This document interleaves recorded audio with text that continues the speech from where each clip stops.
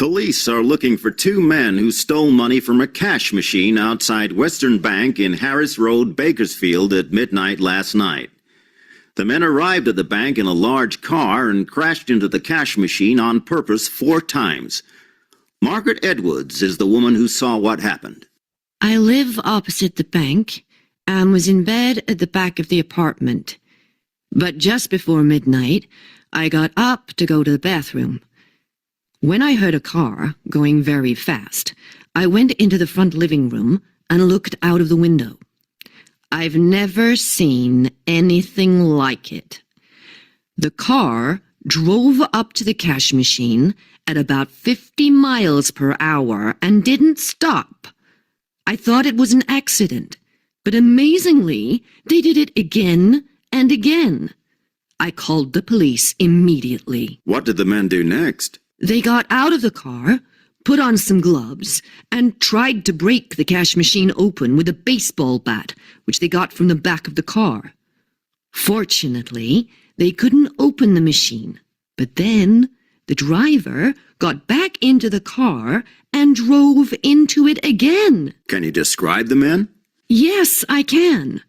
Fortunately, there were streetlights on, so it was easy to see them.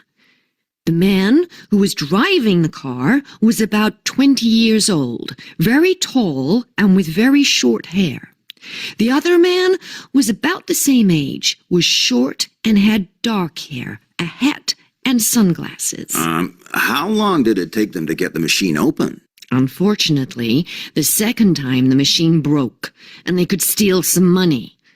Luckily, the police also arrived at this time, so the men only managed to take a small amount of money. They quickly jumped back into the car and tried to drive off, but they drove backwards into a road sign, and then, unsurprisingly, the car didn't start because it was so damaged.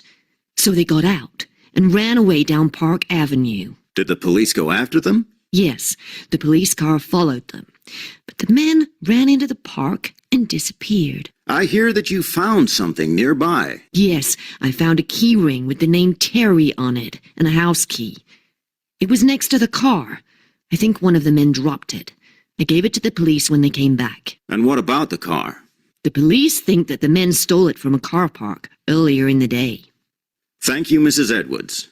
Photos of the two men, which were taken by security cameras outside the bank, will be on the TV program Everyday Criminals on RBC1 tonight at 8.